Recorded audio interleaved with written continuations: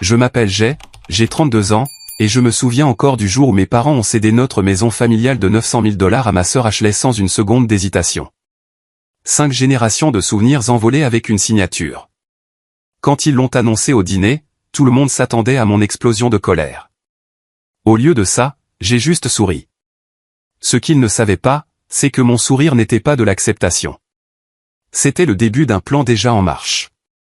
Avant de vous raconter comment j'ai retourné cette trahison, dites-moi d'où vous regardez et abonnez-vous si vous voulez plus d'histoires vraies sur la justice familiale et l'affirmation de soi. De l'extérieur, ma famille a toujours semblé normale. Mon père, Richard, était professeur de physique au lycée et aimait expliquer le fonctionnement du monde à quiconque voulait bien l'écouter.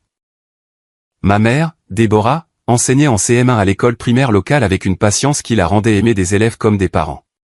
Ensemble, ils nous ont élevés, Ashley et moi, dans notre belle maison de style colonial dans une banlieue tranquille juste à l'extérieur de Boston. Ce n'était pas n'importe quelle maison. Mon grand-père l'avait construite de ses propres mains dans les années 1950, y mettant tout son cœur dans chaque détail, de la rampe d'escalier sculptée à la main à la cheminée en pierre du salon. Il l'a transmise à mon père en sachant qu'elle continuerait à passer de génération en génération. La maison avait connu 5 décennies de Noël, d'anniversaires et de réunions de famille. Au-delà de sa valeur affective, le quartier s'était développé autour d'elle, transformant ce qui était autrefois une modeste maison familiale en une propriété valant près d'1 million de dollars. Dès mes plus jeunes souvenirs, la différence dans la façon dont mes parents traitaient Ashley et moi était subtile mais indéniable. Quand j'avais besoin de nouvelles chaussures pour le basket, j'avais la marque en promotion. Quand Ashley voulait des leçons d'écriture, il trouvait l'argent. Quand j'obtenais un B+ à un examen difficile, il hochait la tête en signe d'approbation. Quand Ashley réussissait à avoir un C, il fêtait ça avec de la glace. Le schéma était constant et clair. Ta sœur a besoin de plus d'encouragement, expliquait maman quand je remettais en question cette disparité. Elle est plus sensible que toi. Papa renforçait cela avec sa propre justification. Tu as toujours été fort, Jay. Ashley a besoin de plus de soutien pour trouver sa voie. À 16 ans, je travaillais à la quincaillerie locale après l'école et les week-ends, économisant pour l'université et achetant mes propres vêtements. Pendant ce temps, Ashley recevait une voiture pour son 16e anniversaire. Pas neuve, mais certainement pas le rien que j'avais reçu. Je ne me plaignais pas beaucoup. J'apprenais de précieuses leçons sur l'éthique de travail et l'indépendance qui me serviraient bien plus tard. Après le lycée, j'ai obtenu une bourse partielle pour une école de commerce réputée. Elle couvrait environ la moitié de mes frais de scolarité, et je cumulais 2 emplois pour combler la différence, obtenant mon diplôme avec une dette minimale et une licence en finance avec une spécialisation dans les marchés immobiliers. Mon premier emploi n'était pas prestigieux, assistant d'un gestionnaire immobilier pour une petite agence. Mais c'était un pied dans la porte. J'observais, j'écoutais et j'apprenais tout ce que je pouvais. Je restais tard pour examiner les contrats, je me portais volontaire pour les clients difficiles et je me suis lentement bâti une réputation de fiabilité et de perspicacité. En 5 ans, j'étais passé à une plus grande agence, négociant des baux commerciaux et des acquisitions immobilières. À 30 ans, j'avais un compte d'épargne confortable, un portefeuille d'investissement en croissance et le respect de mes pairs dans le secteur. Ashley a suivi un chemin différent.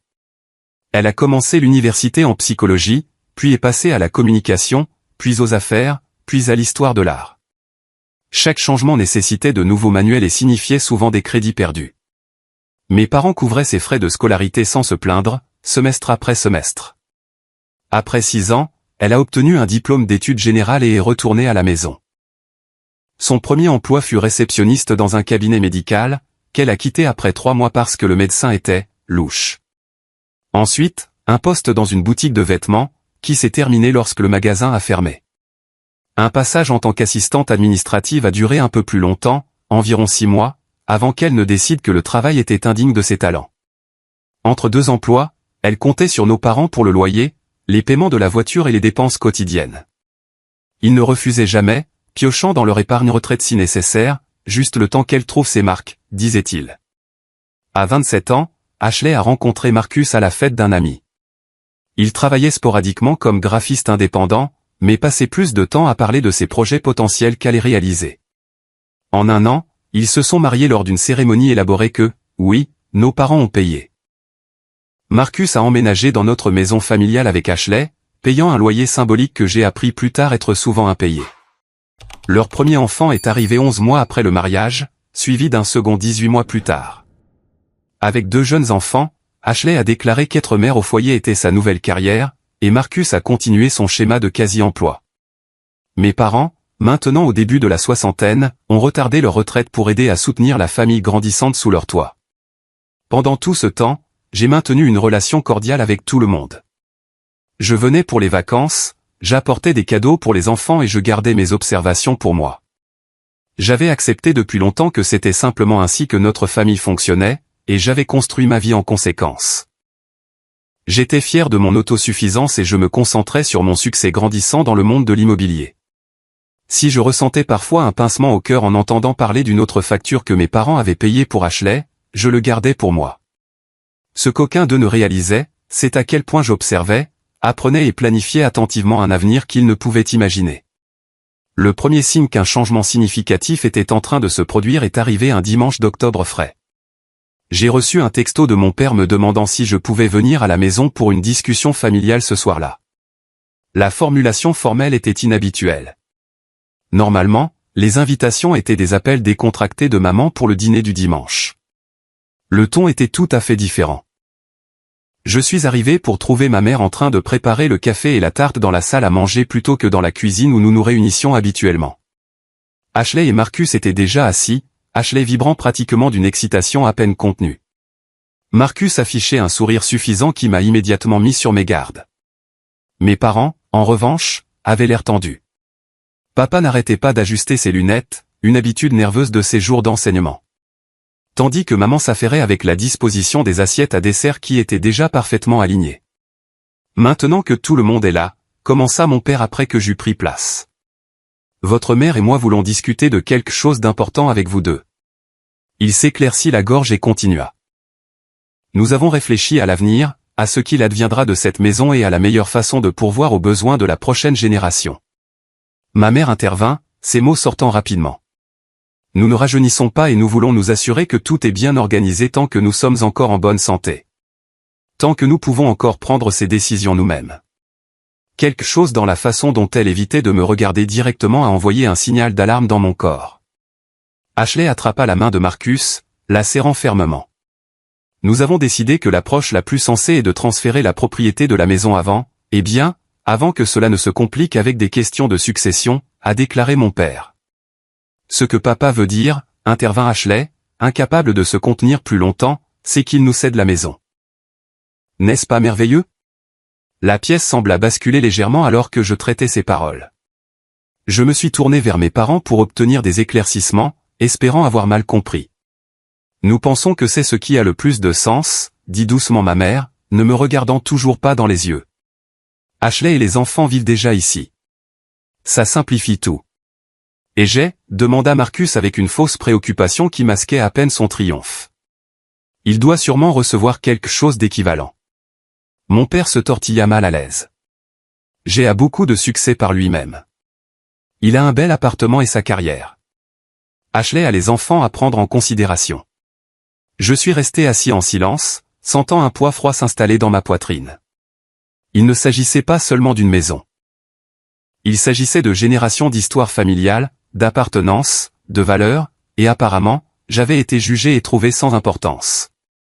Après l'annonce initiale, je me suis excusé pour prendre l'air, sortant sur le porche arrière où j'avais passé d'innombrables soirées d'été dans mon enfance. Mon père m'a suivi quelques minutes plus tard, l'air troublé. Je sais que cela peut paraître injuste à première vue, a-t-il commencé. À première vue?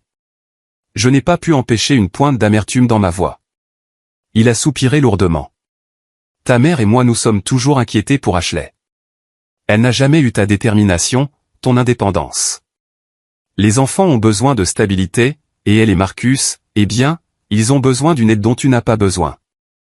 Donc, je suis pénalisé pour être responsable, ai-je dit doucement. Pas pénalisé, a-t-il protesté. Nous allouons simplement les ressources là où elles sont le plus nécessaires. Tu nous as rendus si fiers de la façon dont tu t'es débrouillé. Tu n'as pas besoin de notre aide. Et l'histoire familiale de cette maison? Grand-père l'a construite pour nous tous, pour toute la lignée familiale. Il a détourné le regard. Ashley la gardera dans la famille. Ses enfants grandiront ici. J'ai voulu argumenter, lui rappeler tous les étés où je l'avais aidé à réparer le toit, à peindre les volets, à entretenir cette maison même qu'il était en train de donner. J'ai voulu souligner que récompenser la dépendance d'Ashley ne ferait que la garantir. Surtout, je voulais qu'il reconnaisse l'injustice de tout cela. Au lieu de cela, j'ai hoché lentement la tête. Je comprends. Et je comprenais, plus clairement que jamais. Je comprenais qu'à leurs yeux, mon succès m'avait rendu dispensable. Je comprenais que peu importe ce que j'accomplissais, Ashley serait toujours la priorité. Je comprenais que l'équité et la reconnaissance n'étaient pas des valeurs que mes parents tenaient vraiment. Plus important encore, je comprenais qu'il était temps de prendre le contrôle du récit moi-même. Cette nuit-là, en rentrant à mon appartement, j'ai senti le choc initial laisser place à un mélange complexe d'émotions. La blessure était profonde, non seulement à cause de la perte de la maison, mais aussi à cause de la manière désinvolte avec laquelle ils avaient rejeté ma place dans l'avenir de la famille. Il y avait aussi de la colère, bouillonnant sous la surface, menaçant d'éclater en mots que je pourrais regretter. Mais alors que je conduisais, un autre sentiment a commencé à émerger. Ce n'était pas de l'acceptation, comme mes parents l'auraient peut-être espéré. C'était de la détermination. J'étais un professionnel du développement immobilier, après tout. Je comprenais la valeur des propriétés, les tendances du marché et les investissements stratégiques mieux que quiconque dans ma famille. S'ils allaient prendre des décisions commerciales, peut-être était-il temps que je fasse de même. Au moment où j'ai atteint mon appartement, les premières ébauches d'un plan prenaient forme dans mon esprit. Je ne combattrais pas leurs décisions directement. Je ne plaiderais ni ne discuterais pour ce qui aurait dû être légitimement partagé. Au lieu de cela, j'utiliserais les compétences que j'avais développées sans leur soutien pour créer une solution qu'ils n'avaient pas anticipée. Je me suis versé un verre de scotch et j'ai ouvert mon ordinateur portable. Il était temps de rechercher les plans de développement actuels pour le quartier autour de la maison de mon enfance. La lueur tranquille de mon ordinateur portable illuminait mon salon alors que je commençais à rechercher la valeur des propriétés autour du quartier de mes parents. Ce que j'ai découvert m'a surpris moi-même. Bien que le quartier ait toujours été respectable, de récents changements de zonage avaient ouvert la porte à un développement significatif. À 3 pâtés de maisons de là, des permis avaient été déposés pour un complexe de condominiums de luxe. Le conseil municipal avait approuvé des plans pour améliorer le parc voisin. Un centre commercial de boutiques était au premier stade de développement à seulement 1,5 km sur la route principale. Ces changements n'avaient pas encore affecté la valeur des propriétés. Ils n'en étaient qu'au stade de la planification, pas largement médiatisé. Mais en tant que professionnel du secteur, j'ai reconnu le schéma. Dans 18 à 24 mois, la valeur des propriétés augmenterait probablement de 40 à 60%, voire plus. La maison familiale de 900 000 $ pourrait facilement valoir 1,5 million de dollars, peut-être même 2 millions. Je me suis demandé si Ashley ou mes parents avaient la moindre idée de ces développements. Compte tenu de leur réaction à la valeur actuelle, je doutais qu'ils comprennent ce qui s'en venait. Ils donnaient bien plus qu'ils ne le réalisaient. Le lendemain matin, je me suis porté malade au travail pour la première fois depuis des années. Au lieu d'aller au bureau, je me suis rendu sur le chantier du nouveau complexe de condominium. Le contremaître m'a dirigé vers la caravane de chantier servant de bureau temporaire où je me suis présenté à un homme examinant des plans. Je cherche la personne en charge de ce développement, ai-je expliqué. L'homme a levé les yeux, m'évaluant d'un regard perspicace. C'est moi. Albert Kingsley. Kingsley Développement Group. Que puis-je faire pour vous? Au cours de l'heure suivante, Albert et moi avons discuté du potentiel du quartier. Il a confirmé mes soupçons sur le boom à venir et a semblé impressionné par ma connaissance du marché immobilier local. Quand j'ai mentionné que la maison de ma famille n'était qu'à quelques pâtés de maison, son intérêt a visiblement augmenté. C'est un emplacement de choix, a-t-il noté. Ces propriétés établies avec du caractère vaudront de l'or lorsque notre complexe sera terminé. Nous avons en fait essayé d'acquérir davantage de parcelles environnantes, mais la plupart des propriétaires ne veulent pas vendre. Ils ne comprennent pas ce qui s'en vient. Une pensée a commencé à se former. Pas complètement développée, mais intrigante. Et si je pouvais aider avec ça? J'ai des contacts dans le quartier. Ce n'était pas tout à fait vrai, mais ça pouvait le devenir. Albert a haussé un sourcil.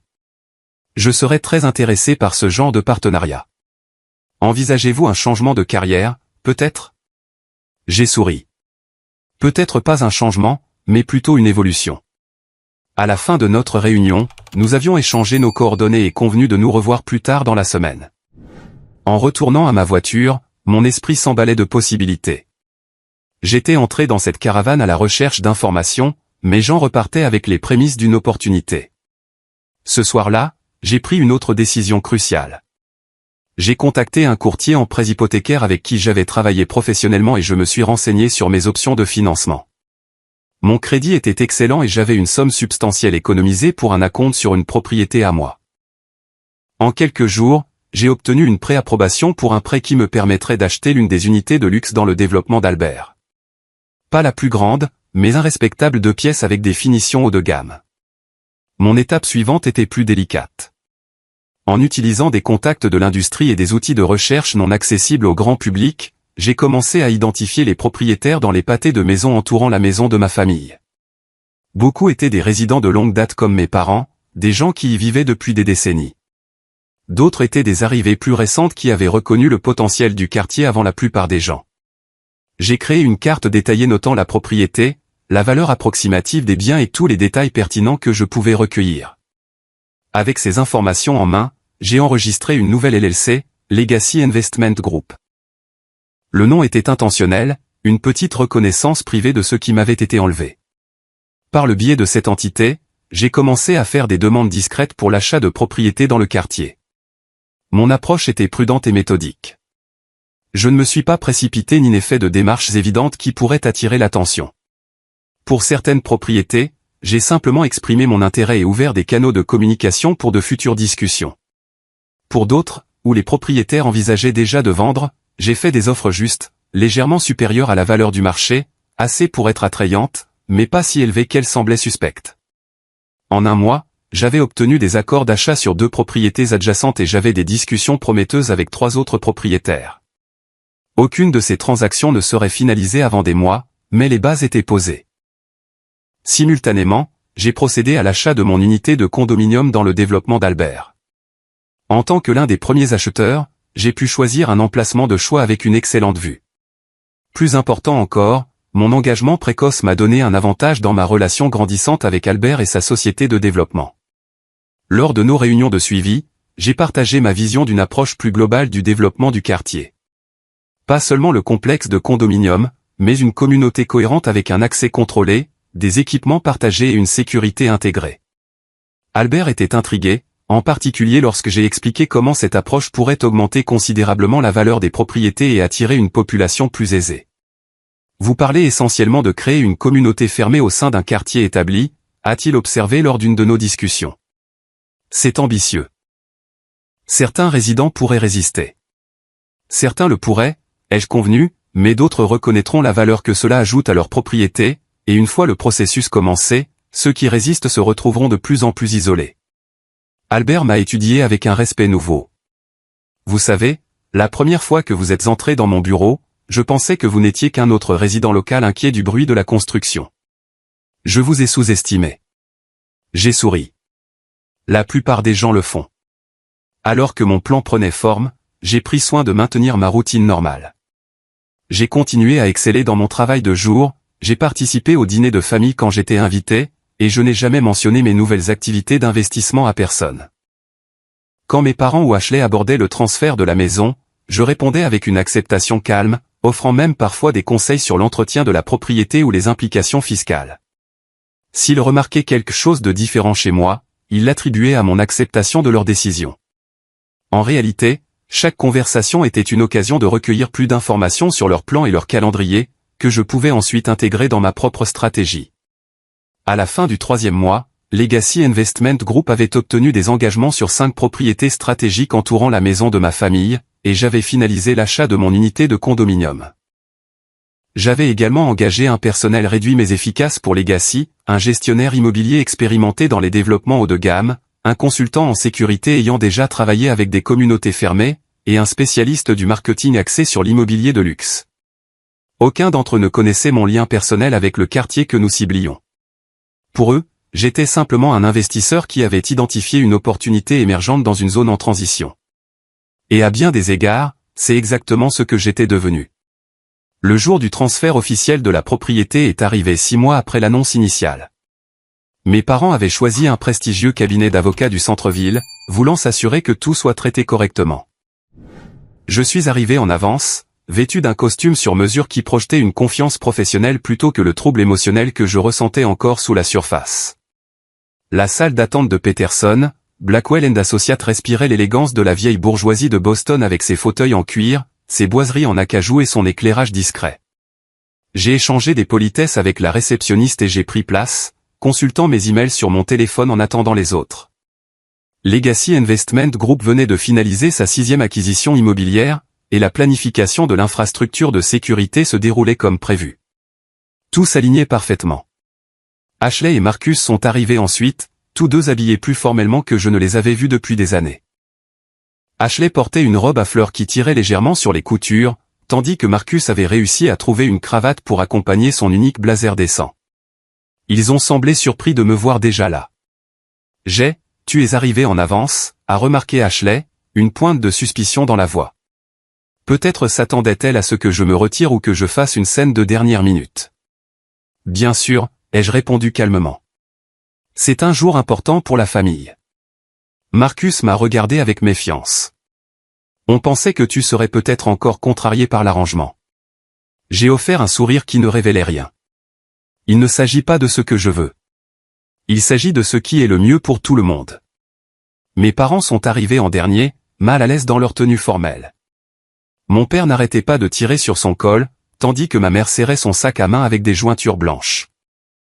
Ils m'ont salué avec des sourires incertains, clairement soulagés que je me comporte civilement, mais s'attendant toujours à une explosion potentielle. L'avocat, Bradley Peterson lui-même, nous a fait entrer dans une salle de conférence où les documents étaient déjà disposés à chaque place. Il a expliqué le processus avec une efficacité rodée, soulignant les points clés du transfert de propriété. La maison, évaluée à 900 000 $, selon une expertise récente, deviendrait la propriété exclusive d'Ashley et Marcus. Mes parents conserveraient des droits de résidence limités, leur permettant de vivre dans la maison jusqu'à ce qu'ils choisissent de déménager ou ne soient plus en mesure de vivre de manière indépendante.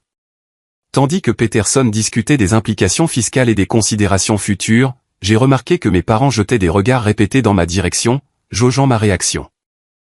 Ashley et Marcus, quant à eux, pouvaient à peine contenir leur excitation, se serrant la main et hochant la tête avec enthousiasme à chaque point que l'avocat soulevait.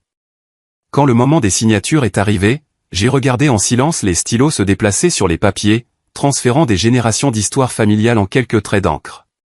Quand tout le monde a eu signé et que les documents étaient en cours de traitement pour être enregistrés, un silence expectant est tombé sur la pièce. Tous les yeux se sont tournés vers moi, attendant la réaction qu'ils croyaient toujours imminente. Au lieu de cela, j'ai sorti de ma mallette une bouteille de champagne Dom Pérignon. Je pense que cela mérite une célébration, ai-je dit, en plaçant la bouteille au centre de la table. Félicitations, Ashley et Marcus. Que votre nouvelle maison vous apporte autant de joie qu'elle en a apporté à notre famille au fil des ans. La tension dans la pièce s'est dissoute en un soulagement confus. Les épaules de mon père se sont visiblement détendues, et les yeux de ma mère se sont remplis de larmes. Ashley a semblé momentanément déçue, comme si elle avait attendu avec impatience de jouer la victime si j'avais protesté, mais elle s'est rapidement ressaisie et a accepté la bouteille coûteuse avec un sourire gracieux. C'est si attentionné de ta part, a-t-elle dit. Je sais que ça ne doit pas être facile. La vie donne à chacun ce qu'il mérite vraiment. Finalement, ai-je répondu, en gardant mon sourire. Je suis juste content de voir que tout s'arrange comme il se doit. Après la fin de la réunion, ma mère m'a pris à part dans le couloir à l'extérieur de la salle de conférence. Ses yeux scrutaient mon visage avec anxiété. Es-tu vraiment d'accord avec tout ça, a-t-elle demandé. On s'est tellement inquiété de la façon dont tu le prendrais. Je lui ai pris les mains dans les miennes, remarquant à quel point elle semblait plus vieille qu'il y a à peine un an. Maman, je comprends pourquoi toi et papa avez pris cette décision. Vous vous êtes toujours plus inquiétés pour Ashley, et ça ne va pas changer maintenant. J'ai construit ma propre vie, mon propre succès. Je n'ai pas besoin de la maison. On a toujours été si fiers de ton indépendance, a-t-elle dit en me serrant les mains. Ashley a juste besoin de plus de soutien que tu n'en as jamais eu. Les enfants ont besoin de stabilité. J'ai hoché la tête. Je sais, et je suis vraiment en paix avec votre décision. Tout se passera exactement comme il se doit. Elle m'a serré fort dans ses bras, murmurant « Merci pour ta compréhension ». Par-dessus son épaule, j'ai surpris mon père qui nous regardait, le soulagement évident sur son visage. Il croyait vraiment que la crise potentielle avait été évitée, que sa fille chérie avait reçu son héritage sans conséquence, et que je m'étais gracieusement effacé comme je l'avais toujours fait. Plus tard dans la soirée, je suis retourné à mon appartement et je me suis versé un verre de scotch. J'ai ouvert mon ordinateur portable et j'ai vérifié mes emails. Il y avait un message d'Albert confirmant que notre demande de mesures de sécurité étendue dans le quartier avait été approuvée par le conseil municipal. Un autre de mon gestionnaire immobilier signalant que les rénovations sur nos propriétés récemment acquises se déroulaient comme prévu. Un troisième du consultant en sécurité avec les protocoles proposés pour les points d'accès du quartier. Je me suis penché en arrière dans mon fauteuil, faisant tourner le liquide ambré dans mon verre. Tout se déroulait selon le plan. Dans environ 3 mois, la première phase de notre programme d'amélioration du quartier commencerait. D'ici là, Legacy Investment Group contrôlerait près de 70% des propriétés entourant la maison de mes parents, maintenant la maison d'Ashley. Le sentiment qui m'envahissait n'était pas exactement de la satisfaction, et certainement pas de la vengeance. C'était quelque chose de plus complexe, la certitude calme de savoir que les actions ont des conséquences et que ces conséquences étaient maintenant inévitables. Je n'avais pas créé cette situation. J'avais simplement reconnu son potentiel et je m'étais positionné en conséquence. J'ai levé mon verre en un toast silencieux à l'avenir qu'aucun d'entre eux ne pouvait encore voir venir, mais que j'avais soigneusement orchestré. Les pièces de l'échiquier étaient toutes en position. Il ne restait plus qu'à attendre que la partie se joue. Exactement 32 jours après la finalisation du transfert de propriété, Legacy Investment Group a publié son premier communiqué de presse. L'annonce était stratégiquement programmée et soigneusement formulée, révélant les plans pour « l'Enclave », une communauté résidentielle haut de gamme intégrant la structure du quartier existant avec des améliorations significatives en matière de sécurité, d'aménagement paysager et de commodité communautaire. Le journal local a publié un modeste article sur le développement, notant l'investissement substantiel réalisé dans ce qui avait été auparavant considéré comme un quartier agréable mais sans histoire. Ce que l'article ne mentionnait pas, car personne n'avait fait le lien, c'est que l'enclave entourerait et intégrerait effectivement la propriété récemment transférée à Ashley et Marcus. 3 jours après l'annonce, Ashley m'a appelé, la voix pétillante d'excitation. As-tu entendu parler de ce nouveau développement dans notre quartier? L'enclave ou quelque chose comme ça? Tous les voisins en parlent. Ils disent que la valeur des propriétés pourrait doubler l'année prochaine. J'ai gardé un ton soigneusement neutre.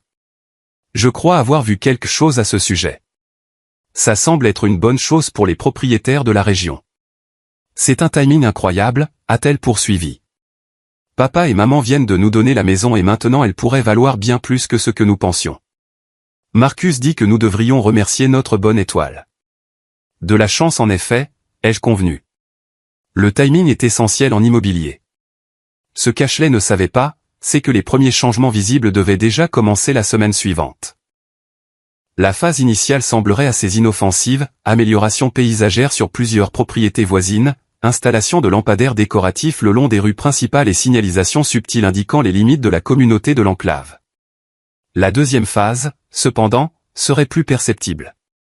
Les dispositifs de sécurité seraient mis en œuvre progressivement, clôture décorative entre les propriétés servant un but fonctionnel, caméras déguisées en éléments architecturaux, et le premier point de contrôle à l'entrée du quartier, l'entrée la plus éloignée de la maison d'Ashley pour ne pas susciter immédiatement d'inquiétude. Comme prévu, le premier mois de changement a suscité des réactions majoritairement positives de la part des résidents. L'amélioration de l'aménagement paysager et de l'éclairage a rehaussé l'apparence du quartier, et la valeur des propriétés a commencé à augmenter presque immédiatement. Quelques résidents ont exprimé leur curiosité quant au plan à long terme, mais la plupart étaient satisfaits des améliorations apportées à leur communauté. Pendant cette période, j'ai maintenu ma routine de visites familiales occasionnelles. Lors d'un dîner du dimanche, 6 semaines après le début des changements, Ashley ne pouvait s'arrêter de parler des améliorations du quartier. Le nouvel aménagement paysager est magnifique, s'est-elle exclamée. Et as-tu vu qu'ils installent ce petit parc mignon au coin de la rue? Les enfants vont adorer ça. Mon père a hoché la tête d'un air approbateur. La valeur des propriétés augmente déjà. Les Henderson en bas de la rue se sont fait dire que leur maison vaut 15% de plus que l'évaluation de l'année dernière. Ça change certainement le caractère du quartier, a ajouté ma mère.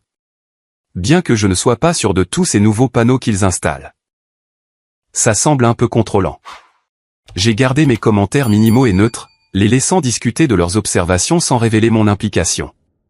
Il était intéressant de noter que ma mère avait perçu le subtil glissement vers une réglementation accrue des espaces communautaires, un signe avant-coureur des changements à venir. La deuxième phase a commencé la 7e semaine avec l'installation du premier point de contrôle de sécurité. Les résidents ont reçu des avis d'apparence officiels expliquant le nouveau protocole d'accès amélioré et fournissant des instructions pour enregistrer leurs véhicules et obtenir des laissez-passer pour les invités. L'avis mettait l'accent sur les avantages en matière de sécurité et le potentiel d'augmentation de la valeur des propriétés, présentant les changements comme exclusivement positifs. Les premières vagues d'inquiétude sont apparues peu de temps après. Au dîner de famille suivant, Marcus a abordé le sujet du point de contrôle. C'est un peu excessif, tu ne trouves pas? On a dû enregistrer nos voitures et leur donner nos horaires de travail et maintenant les invités doivent être préapprouvés. On a l'impression de vivre dans une sorte de camp retranché. Je trouve ça génial, a rétorqué Ashley. L'agent immobilier d'en bas de la rue dit que ces dispositifs de sécurité pourraient ajouter encore 10% à la valeur de notre maison. En plus, je me sens plus en sécurité avec les enfants. Mon père semblait partagé. Je comprends les avantages en matière de sécurité, mais ça m'a semblé étrange de devoir montrer ma carte d'identité à ce garde hier. Je vis dans ce quartier depuis 30 ans. Vous vous êtes enregistré comme résident, ai-je demandé innocemment. L'avis expliquait probablement le processus. Nous l'avons fait, a dit ma mère. Mais apparemment, en tant que non-propriétaire, nous avons des privilèges d'accès différents de ceux d'Ashley et Marcus. Le garde a dû appeler pour une vérification la première fois que nous sommes venus seuls. J'ai hoché la tête avec sympathie tout en cachant ma satisfaction. Le système fonctionnait exactement comme prévu.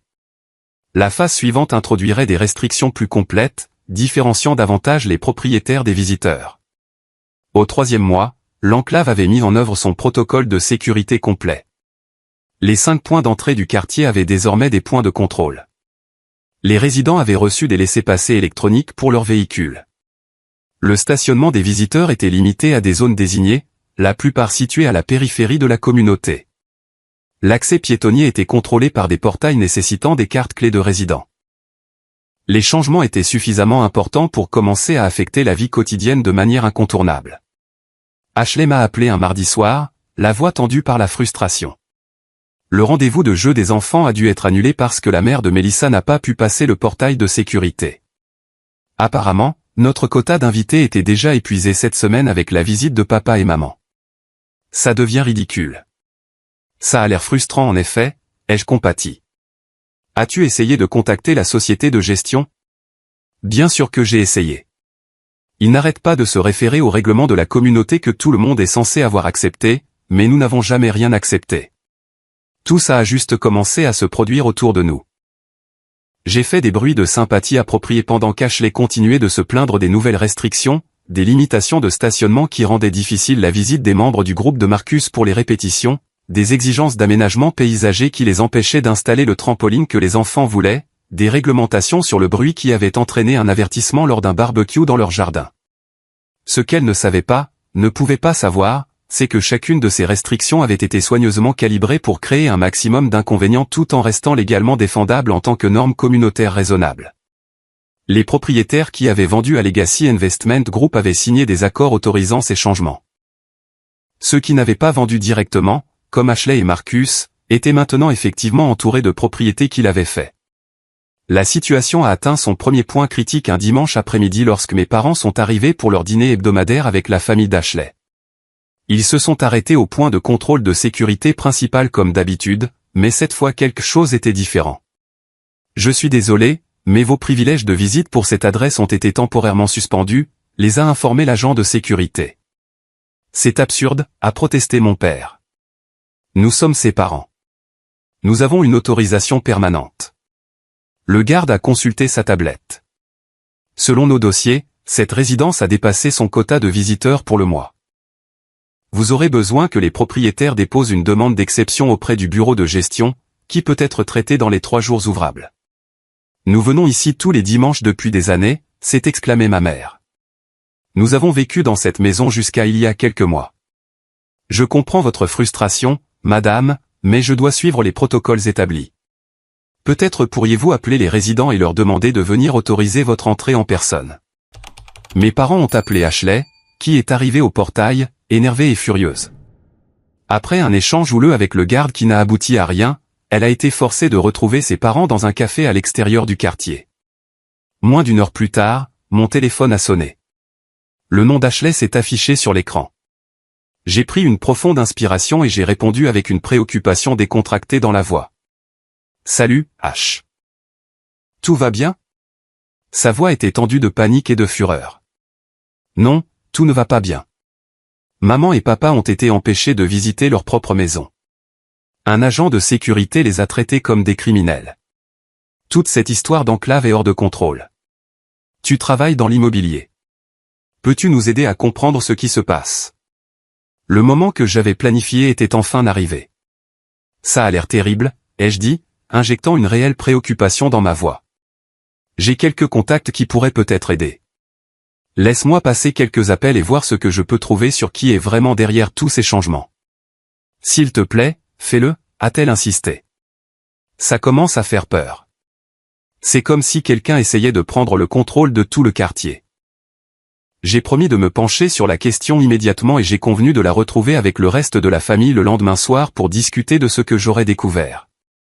En terminant l'appel, je me suis permis un petit sourire de satisfaction. Les pièces de l'échiquier avaient avancé exactement comme prévu, et il était presque temps pour le coup final. Le lendemain, j'ai organisé une rencontre avec Ashley, Marcus et mes parents au siège de Legacy Investment Group. J'avais choisi l'emplacement du bureau en centre-ville spécifiquement pour ses vues impressionnantes et son atmosphère indubitable de succès et de pouvoir. La suite du 43e étage comportait des fenêtres du sol au plafond, un mobilier en noyer sur mesure et un éclairage subtil qui mettait en valeur le logo de l'entreprise bien en évidence derrière le bureau de la réception. Je suis arrivé en avance pour informer mon assistante de direction, Sarah, des visiteurs à venir. Ce sont des amis de la famille qui cherchent des conseils sur le développement de l'enclave, ai-je expliqué, maintenant le prétexte que nous avions établi avec le personnel. Veuillez les conduire à la salle de conférence principale à leur arrivée et assurez-vous que des rafraîchissements sont disponibles. Sarah a hoché la tête efficacement. Bien sûr, Monsieur Matthews, et les documents de présentation que vous avez demandés ont été préparés. Ils sont prêts dans la salle de conférence. Je les remerciai et je me suis retiré dans mon bureau pour examiner les documents une dernière fois.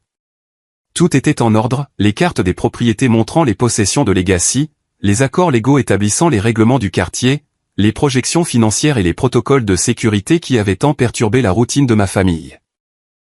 J'avais également préparé une proposition spéciale qui serait révélée au moment précis. À 18h précises, Sarah m'a appelé pour m'informer que mes invités étaient arrivés. Je lui ai demandé de les faire attendre 5 minutes, une petite mais délibérée démonstration de pouvoir, avant de les escorter à la salle de conférence. À travers la porte de mon bureau, j'entendais leurs murmures surpris alors qu'on les guidait à travers l'espace impressionnant, ne s'attendant clairement pas à un cadre aussi prestigieux.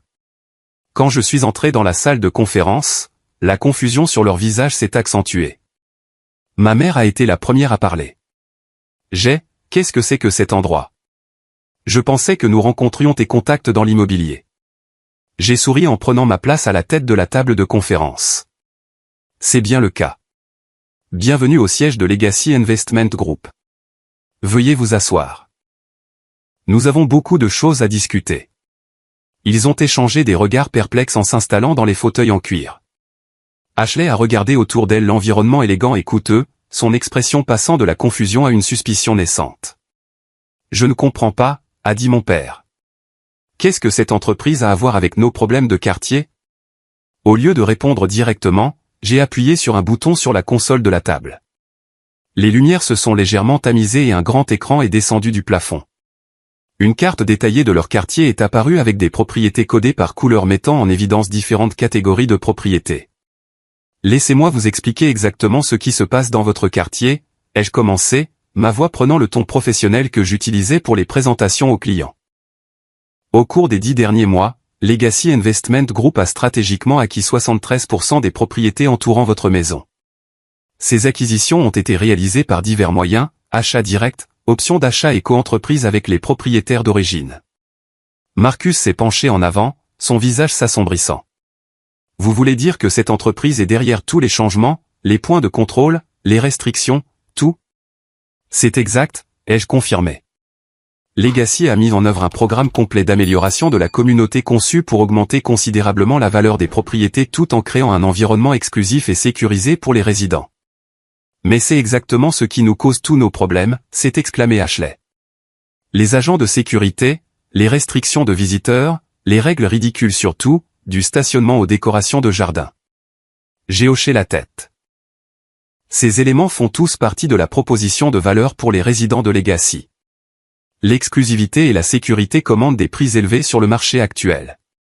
Ma mère me regardait attentivement, les premières traces de compréhension traversant son visage. Comment sais-tu tout ça? Pourquoi nous rencontrons-nous dans les bureaux de cette entreprise? Le moment était venu. Je me suis redressé sur ma chaise et je les ai regardés chacun dans les yeux avant de répondre. Parce que j'ai fondé Legacy Investment Group. Je suis le président et l'actionnaire majoritaire. Chaque acquisition de propriété, chaque protocole de sécurité, chaque restriction qui a été mise en œuvre a été approuvée par moi. Le silence qui a suivi était absolu. La bouche d'Ashley s'est ouverte et fermée sans produire de son. Marcus semblait figé sur place. Mon père a enlevé ses lunettes et s'est frotté les yeux comme si éclaircir sa vision pouvait changer ce qu'il voyait. Ma mère a rompu le silence, sa voix à peine plus qu'un murmure. Toi. Tu as fait ça. Créer toute cette entreprise, acheter toutes ces propriétés. Je l'ai fait, ai-je confirmé. Peu de temps après avoir appris la décision de transférer la maison familiale uniquement à Ashley, j'ai reconnu une opportunité. Le quartier était sur le point de connaître une appréciation significative en raison de divers projets de développement dans les zones environnantes. En contrôlant la majorité des propriétés et en mettant en œuvre un modèle de communauté exclusive, j'ai réussi à augmenter la valeur globale de 42% en seulement 6 mois. Il s'agit de la maison, n'est-ce pas, a dit mon père, sa voix creuse de réalisation. C'est ta réponse à notre décision. C'est une stratégie commerciale, les jeux corrigés. Une qui s'est avérée remarquablement réussie. La propriété que vous avez cédée à Ashley et Marcus valait 900 000 $ à l'époque. D'après les expertises récentes, des maisons similaires au sein de l'enclave sont maintenant évaluées à environ 2,5 millions de $. Ashley a eu le souffle coupé. 2,5 millions de $? Notre maison vaut autant maintenant? Potentiellement, ai-je dit, me permettant un sourire froid. Mais il y a une complication. J'ai cliqué sur la diapositive suivante montrant un diagramme de l'infrastructure de sécurité et d'accès entourant leur propriété. Vous voyez, bien que votre maison soit physiquement située dans l'enclave, vous n'êtes pas actuellement des résidents de Legacy. Votre propriété existe comme une île au sein de notre communauté. Selon l'arrangement actuel, vous avez un accès limité aux commodités, des privilèges de visite restreints et aucune voix dans les décisions de la communauté. Le visage de Marcus s'étend pourpré de colère. C'est pour ça qu'on a tous ces problèmes. Vous avez délibérément rendu nos vies difficiles. J'ai mis en œuvre une norme communautaire cohérente, ai-je corrigé. Les mêmes normes qui ont augmenté la valeur potentielle de votre propriété de plus d'1,5 million de $. Mon père secouait lentement la tête, son expression un mélange d'incrédulité et d'horreur naissante. Pourquoi ferais-tu ça? Créer ce plan élaboré juste parce que tu étais contrarié par la maison. Je me suis penché en avant, abandonnant pour un moment mon attitude professionnelle. Il ne s'agit pas d'être contrarié. Il s'agit de reconnaître la valeur et l'opportunité. Quelque chose que j'ai appris à faire très tôt dans la vie. Quand j'ai réalisé que je ne pouvais pas compter sur le soutien familial. Ma mère a tressailli comme si je l'avais giflé. Nous t'avons toujours soutenu. Vous avez soutenu mon indépendance, ai-je rétorqué. Vous m'avez poussé à me débrouiller seul parce que j'étais le plus fort, tout en trouvant des excuses pour Ashley à chaque tournant. Alors oui, je suis devenu fort. Je suis devenu indépendant. J'ai appris à reconnaître les opportunités et à en tirer parti. C'est exactement ce que j'ai fait ici. Le choc d'Ashley laissait place à l'indignation. Alors c'est de la vengeance. Rendre impossible pour nous de profiter de notre maison. Empêcher maman et papa de venir, tout ça parce que tu es jaloux qu'ils m'aient donné la maison. Ce n'est pas de la vengeance, ai-je dit calmement. Ce sont des affaires. Et maintenant, nous avons une proposition commerciale à discuter. J'ai distribué des dossiers contenant ma proposition à chacun d'eux. Alors qu'ils ouvraient les documents, j'ai poursuivi ma présentation. Legacy Investment Group est prêt à acheter votre propriété pour 2 millions de dollars en espèces.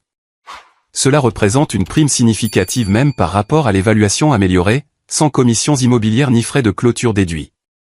Vous pourriez acheter une maison comparable ou supérieure en dehors de l'enclave et il vous resterait encore des fonds substantiels à d'autres fins. Les yeux de Marcus se sont écarquillés à la vue du chiffre. 2 millions de dollars. Juste pour racheter la maison qui était déjà dans la famille. L'alternative, ai-je poursuivi comme s'il n'avait pas parlé, est de continuer comme vous êtes.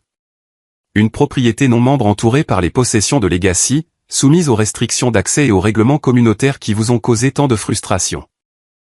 Je dois noter que la phase 3 de notre plan de développement comprendra des commodités supplémentaires qui ne seront disponibles que pour les résidents de Legacy, isolant davantage les propriétés non membres. C'est du chantage, a dit mon père doucement. C'est de la négociation, ai-je corrigé. J'offre beaucoup plus que la valeur du marché pour la propriété. La seule condition est que les fonds doivent être utilisés de manière responsable. Qu'est-ce que ça veut dire, a exigé Ashley. Je me suis tourné directement vers elle. Ça veut dire qu'avant que les fonds ne soient débloqués, vous devrez trouver un emploi légitime et démontrer la capacité de le conserver pendant au moins 6 mois. Marcus devra faire de même. Les fonds seront détenus en fiducie jusqu'à ce que ces conditions soient remplies, avec des frais de subsistance raisonnables fournis dans l'intervalle. Tu ne peux pas nous dicter comment vivre nos vies, a protesté Ashley. Je ne le fais pas. J'établis les conditions d'une transaction commerciale. Vous êtes libre de refuser l'offre et de maintenir votre situation actuelle. Marcus feuilletait déjà les pages financières, ses yeux calculateurs. Mes parents étaient assis dans un silence stupéfait, l'impact total de ce que j'avais orchestré leur devenant enfin clair. Pourquoi nous fais-tu ça? A finalement demandé ma mère, les larmes aux yeux. Nous sommes une famille. J'ai fermé mon dossier de présentation et je l'ai regardé fixement. Oui, nous sommes une famille. Et la famille devrait aider chaque membre à devenir le meilleur de lui-même, pas à encourager la dépendance. La famille devrait reconnaître l'effort et le sacrifice, pas seulement récompenser le besoin. La famille devrait être juste. Nous avons toujours fait ce que nous pensions être le mieux, a insisté faiblement mon père. Je sais, ai-je dit, ma voix s'adoucissant légèrement. Et maintenant, je fais ce que je crois être le mieux. Ashley et Marcus doivent apprendre l'autosuffisance. Les enfants doivent voir des parents qui travaillent et contribuent. Et vous et moi devons établir une nouvelle compréhension de ce que signifie vraiment la famille. La pièce est tombée dans le silence alors qu'ils absorbaient mes paroles et la réalité de la situation que j'avais créée. La dynamique du pouvoir qui avait défini notre famille pendant des décennies avait été complètement inversée. Maintenant, c'était eux qui faisaient face à des choix difficiles avec des options limitées, tandis que je contrôlais les circonstances. Après un long moment, Ashley a parlé, sa voix inhabituellement sobre. Et maman et papa? Où sont-ils censés aller si on te vend la maison? J'avais anticipé cette question. J'ai une proposition distincte pour eux. J'ai sorti un autre dossier et je l'ai fait glisser sur la table vers mes parents. Legacy possède un appartement de luxe dans le nouveau développement à 3 pâtés de maison. 2 chambres, toutes les commodités, entretien inclus. Il vous serait transféré en pleine propriété. Pas d'hypothèque, pas de taxe foncière. Votre épargne retraite resterait intacte. Mon père a ouvert le dossier avec des mains tremblantes, examinant les photos et les détails de l'appartement. Et que veux-tu de nous en retour? De la reconnaissance, ai-je dit simplement. La reconnaissance que la manière dont vous avez distribué les ressources familiales était fondamentalement injuste et un engagement à traiter vos 2 enfants de manière équitable à l'avenir. Les larmes de ma mère coulaient maintenant librement. Nous n'avons jamais voulu te faire de mal, j'ai. On t'a juste toujours vu comme si capable, si indépendant. On pensait que tu n'avais pas besoin de nous comme Ashley. Tout le monde a besoin d'être valorisé, ai-je répondu doucement. Tout le monde a besoin de savoir que ses contributions comptent. Le poids de mes mots s'est abattu sur la pièce. Pour la première fois peut-être, il me voyait clairement, non pas comme le fils autosuffisant qui n'avait besoin de rien, mais comme quelqu'un qui avait été profondément blessé par leur vie de traitement inégal, quelqu'un qui avait canalisé cette blessure pour créer une position de pouvoir qu'il ne pouvait ignorer. Nous avons besoin de temps pour y réfléchir, a finalement dit mon père. J'ai hoché la tête et je me suis levé, signalant la fin de la réunion. Bien sûr. Prenez une semaine pour examiner les propositions. Mes coordonnées sont dans les dossiers. Quoi que vous décidiez, les choses vont changer. La seule question est de savoir comment et à quelles conditions. » Alors qu'ils rassemblaient leurs affaires pour partir, encore abasourdi par les révélations, je suis resté debout à la tête de la table. Ashley s'est arrêté à la porte, se retournant pour me regarder avec une expression complexe que je ne pouvais pas tout à fait déchiffrer. « Avais-tu planifié tout ça dès le moment où ils nous ont parlé de la maison ?» a-t-elle demandé. J'ai réfléchi attentivement à sa question avant de répondre. Non. Je l'ai planifié à partir du moment où j'ai réalisé que peu importe ce que j'accomplissais, ce ne serait jamais assez pour mériter une considération égale à leurs yeux. La maison n'était que la confirmation finale. Elle a hoché lentement la tête, une lueur de compréhension passant entre nous avant qu'elle ne suive les autres. Alors que la porte se fermait derrière eux, je me suis rassis, ne ressentant ni triomphe ni regret, seulement la certitude tranquille que pour la première fois dans l'histoire de notre famille, ma valeur ne pouvait plus être ignorée ou négligée. La partie d'échecs avait atteint son apogée. C'était maintenant à leur tour de jouer. La semaine suivant notre confrontation s'est écoulée dans un silence complet. Pas d'appel, pas de texto, pas de visites impromptues. J'ai poursuivi ma routine quotidienne, partageant mon temps entre mon travail habituel et la supervision des opérations de Legacy Investment Group. Chaque soir, je rentrais à mon appartement et j'attendais, sachant qu'ils avaient besoin de temps pour tout digérer et accepter leur nouvelle réalité. Le 8e jour, mon téléphone a sonné. C'était mon père, sa voix semblant plus vieille et plus sobre que je ne l'avais jamais entendue. « Nous aimerions parler » a-t-il dit simplement. « Nous tous. Mais pas à ton bureau. Quelque part de neutre. Nous avons convenu de nous rencontrer dans un salon privé d'un restaurant tranquille du centre-ville. Quand je suis arrivé, ils étaient déjà assis, mes parents ensemble d'un côté de la table, Ashley et Marcus en face d'eux, laissant la place en bout de table ostensiblement vide. C'était une reconnaissance petite mais significative du changement de dynamique du pouvoir. Mon père a parlé le premier après que j'ai pris place. Nous avons longuement discuté de tes propositions, et nous sommes parvenus à des décisions. Il a fait une pause, semblant lutter avec ses prochains mots. Ma mère a posé sa main sur la sienne, offrant un soutien silencieux. Mais avant d'en arriver là, a-t-il poursuivi, il y a quelque chose que nous devons te dire. Quelque chose qui aurait dû être dit depuis longtemps. Il a pris une profonde inspiration. Nous sommes désolés, j'ai. Vraiment désolés. Nous nous sommes convaincus que te traiter, toi et Ashley, différemment, c'était répondre à des besoins différents, mais nous avons réalisé que c'était fondamentalement injuste. Ma mère a hoché la tête, les larmes aux yeux. Nous avons pris ta force pour acquise. Pire, nous t'avons essentiellement pénalisé pour cela. Chaque fois que tu réussissais par toi-même, nous l'utilisions comme justification pour diriger plus de ressources vers Ashley. Nous n'avons jamais pris le temps de considérer ce que tu ressentais. Leurs mots flottaient dans l'air entre nous. Pendant des décennies, j'avais attendu cette reconnaissance, cet aveu. Maintenant qu'il était venu, forcé par les circonstances plutôt que donné librement, ma réaction était compliquée. Il y avait de la validation, certes, mais aussi une tristesse persistante qu'il ait fallu des mesures aussi extrêmes pour en arriver là. Merci d'avoir dit ça, ai-je finalement répondu. Ça signifie plus que vous ne le pensez. Ashley a parlé ensuite, sa confiance habituelle notablement diminuée. J'ai passé toute ma vie à accepter l'aide de maman et papa sans la remettre en question.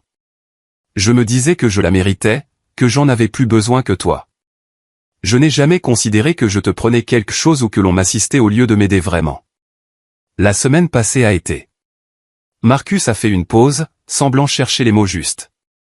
Point éclairante. Douloureuse, mais éclairante. Nous avons dû faire face à des vérités difficiles sur nous-mêmes. Mon père s'est redressé sur sa chaise. Nous avons décidé d'accepter tes offres, mais avec quelques modifications proposées. J'ai hoché la tête, lui faisant signe de continuer. Pour la maison, nous acceptons le prix d'achat de 2 millions de dollars, a-t-il dit. Et nous comprenons tes préoccupations concernant la responsabilité financière d'Ashley et Marcus. Mais plutôt que de détenir la totalité du montant en fiducie, nous proposons de libérer la moitié immédiatement pour leur permettre d'acheter une nouvelle maison et de s'établir, le reste étant conditionné à l'atteinte d'objectifs d'emploi. J'ai réfléchi un instant. Cela semble raisonnable, à condition que l'exigence d'emploi reste ferme. vous deux devez conserver un emploi stable pendant au moins 6 mois. Ashley a hoché la tête sobrement. J'ai déjà postulé à 3 postes qui correspondent à mes qualifications. De vrais postes, pas seulement du travail temporaire. Et Marcus a prévu des entretiens avec 2 agences de design. Marcus semblait mal à l'aise, mais déterminé. J'ai trop longtemps flotté, utilisant le travail indépendant occasionnel comme excuse. Il est temps que je développe une vraie carrière. Quant à nous, a poursuivi ma mère, nous apprécions l'offre de l'appartement. C'est plus que généreux. Mais nous avons une contre-proposition. Au lieu de nous le donner en pleine propriété, nous aimerions qu'il soit détenu conjointement entre toi et nous. Un bien familial partagé et géré ensemble. J'ai haussé un sourcil, surpris par cette suggestion. Puis-je demander pourquoi? Parce que nous voulons commencer à reconstruire la confiance, a expliqué mon père. La copropriété de l'appartement nous donnerait une raison de communiquer régulièrement, de prendre des décisions ensemble. Nous ne voulons pas simplement accepter un autre bien d'un autre enfant. Nous voulons créer quelque chose de nouveau avec toi. Quelque chose qui représente une relation plus saine à l'avenir. Leur prévenance m'a pris au dépourvu. Je m'attendais à une capitulation ou à une résistance continue, pas à cette tentative sincère de forger une nouvelle voie. Je pense que ça pourrait fonctionner, ai-je convenu. Nous pourrions mettre en place un accord de copropriété formel avec des responsabilités et des protocoles de prise de décision définis. Le soulagement a envahi leur visage à mon acceptation. Nous avons passé l'heure suivante à discuter des détails pratiques, les délais pour l'achat de la maison, les attentes concernant la recherche d'emploi d'Ashley et Marcus, les arrangements pour la copropriété de l'appartement. Tout au long de la conversation, il y avait un nouveau ton de considération respectueuse qui avait été absent de notre dynamique familiale depuis aussi longtemps que je pouvais me souvenir. Alors que nous nous préparions à partir, Ashley a demandé si elle pouvait me parler en privé. Nous sommes sortis ensemble pendant que les autres réglaient l'addition. Je voulais te demander quelque chose, a-t-elle dit, enroulant son manteau étroitement autour d'elle dans le froid du soir. Pourquoi as-tu souri ce jour-là quand ils nous ont annoncé qu'ils me donnaient la maison? Tu devais souffrir, mais tu as juste souri. J'ai réfléchi attentivement à sa question. J'ai souri parce qu'à ce moment-là, j'ai réalisé quelque chose d'important. J'ai réalisé que toutes ces années, j'avais cherché la validation de personnes qui n'étaient pas équipées pour la donner. J'avais mesuré ma valeur à leur reconnaissance alors que j'aurais dû la définir moi-même. Et ça t'a fait sourire? C'était libérateur, ai-je expliqué. Une fois que j'ai accepté qu'ils ne valoriseraient jamais mes réalisations comme j'en avais besoin, j'étais libre de prendre le contrôle du récit moi-même. Le sourire n'était pas du bonheur. C'était la reconnaissance de mon propre pouvoir de changer la situation. Ashley est restée silencieuse un moment, absorbant cela. Tu sais, j'ai été en colère contre toi cette semaine, furieuse, en fait. Mais je commence à comprendre que ce que tu as fait n'était pas vraiment pour nous punir. C'était pour être enfin vu. C'était une question d'équité, ai-je corrigé doucement. De créer des conséquences pour des choix qui avaient été sans conséquences pendant trop longtemps. D'établir des limites qui n'avaient jamais existé dans notre famille. Elle a hoché lentement la tête. Je n'ai jamais eu à travailler pour quoi que ce soit. Pas vraiment. Même quand j'essayais, je savais toujours que le filet de sécurité était là. Je pense que j'ai eu peur d'essayer vraiment et d'échouer. Il n'est jamais trop tard pour commencer, lui ai-je dit. C'est la beauté de la chose. Le passé n'a pas à définir l'avenir. Dans les mois qui ont suivi, notre famille a subi une profonde transformation. Fidèles à leurs paroles, Ashley et Marcus ont tous deux trouvé un emploi légitime. Ashley a découvert une aptitude pour l'organisation d'événements et a rapidement progressé d'assistante à coordinatrice dans une entreprise d'événements d'entreprise. Marcus a trouvé la stabilité en travaillant pour une agence de design graphique où sa créativité était canalisée dans un travail productif pour les clients plutôt que dans d'interminables projets inachevés. La transaction de la maison s'est déroulée sans heurts et ils ont acheté une maison modeste mais confortable dans une ville voisine, une qui reflétait leurs moyens réels plutôt qu'une prospérité artificielle. Le reste des fonds a été investi de manière conservatrice pour pourvoir à l'éducation de leurs enfants et à leurs besoins futurs. Mes parents et moi avons établi un accord de copropriété formel pour l'appartement, nous réunissant mensuellement pour discuter des questions d'entretien et des décisions financières. Ces réunions se sont progressivement étendues à des conversations plus larges, reconstruisant notre relation sur une base de respect mutuel plutôt que sur des rôles supposés. Le changement le plus significatif, cependant, a été dans la façon dont nous reconnaissions et célébrions les réalisations. Quand Ashley a reçu sa première promotion, toute la famille s'est réunie pour reconnaître son succès légitime. Quand mes parents ont pris une décision intelligente concernant les rénovations de l'appartement qui a augmenté sa valeur, je me suis assuré d'exprimer une appréciation sincère pour leur perspicacité. La maison familiale, maintenant propriété de Legacy Investment Group, a été rénovée et réaménagée en siège d'une nouvelle initiative, la Fondation Legacy, une organisation à but non lucratif dédiée à fournir une éducation commerciale et un financement de démarrage pour les jeunes entrepreneurs issus de milieux défavorisés.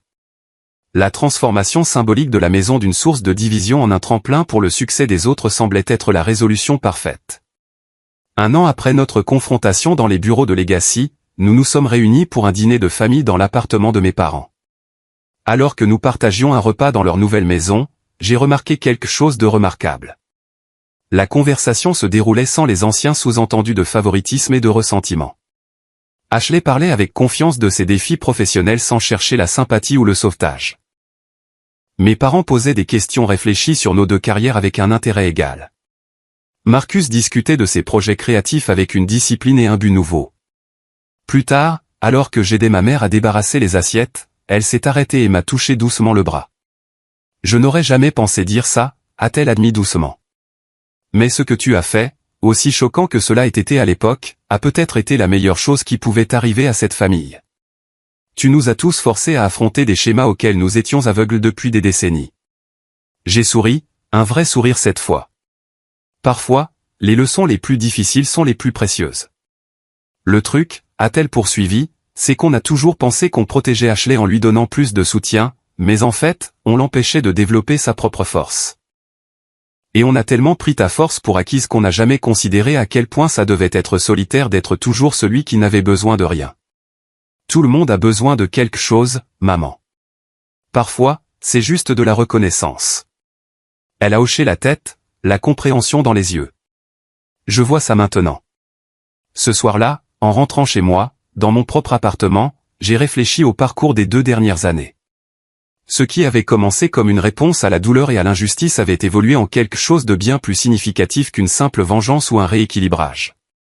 C'était devenu un catalyseur de croissance et de guérison, non seulement pour moi, mais pour toute notre famille. J'avais appris que la véritable indépendance ne consiste pas à ne pas avoir besoin des autres. C'est choisir la connexion à partir d'une position de force personnelle plutôt que de dépendance. J'avais découvert que parfois, ceux que nous aimons le plus ont besoin de subir les conséquences pour grandir. Et peut-être plus important encore, j'avais découvert que le pardon devient possible non pas lorsque le passé est effacé, mais lorsqu'il mène à un avenir meilleur. Quand mes parents ont cédé cette maison à ma sœur, ne me laissant rien, j'ai souri parce que quelque chose en moi savait que ce n'était pas la fin de l'histoire. C'était simplement le début d'un nouveau chapitre, un que j'écrirais moi-même. Que feriez-vous face à une injustice familiale? Partiriez-vous? L'affronteriez-vous directement, ou trouveriez-vous une solution créative comme je l'ai fait? Partagez vos réflexions dans les commentaires ci-dessous. Si cette histoire a résonné en vous, veuillez cliquer sur le bouton j'aime et vous abonner pour entendre plus d'histoires vraies sur la dynamique familiale, la croissance personnelle et la recherche de la justice de manière inattendue. Rappelez-vous, parfois la réponse la plus puissante à l'injustice n'est pas la colère ou l'acceptation. C'est une action stratégique qui crée un changement positif pour toutes les personnes impliquées. Merci d'avoir écouté mon parcours et je vous souhaite sagesse et force pour naviguer dans vos propres défis familiaux.